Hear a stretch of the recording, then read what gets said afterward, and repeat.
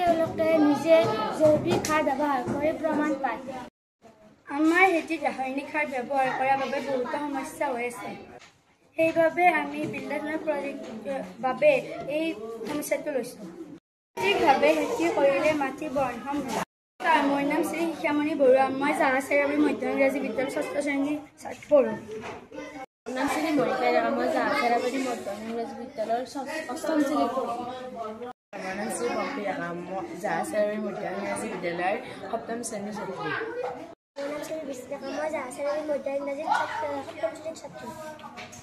মোৰ নাম শ্ৰী হেমন্ত তালুকদাৰ। মই জাহাজ চেৰাবাৰী MA স্কুল 7ম শ্ৰেণীত পঢ়োঁ। খাৰে আমাৰ দেহত বহুত অপকাৰ কৰে। তাৰ দ্বাৰা আমাৰ ৰাসায়নিক সাৰে ফলত বহুত বেমাৰ আজাৰ হয়।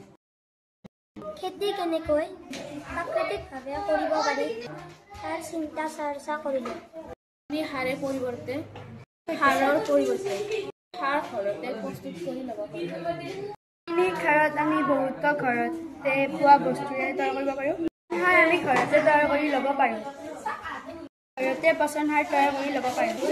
তাৰ বাবে ঘৰৰ পেলনীয়া পচন হোৱা বস্তুবোৰ একত্ৰিত কৰি আমি ঘৰৰ পেলনীয়া বস্তুবোৰ তৈয়াৰ কৰি ল'ব পাৰোঁ। পাচলিৰ বাকলি, গৰু ছাগলৰ গোবৰ, গছৰ পাত আদি থৈ পচন সাৰ তৈয়াৰ কৰিব পাৰি।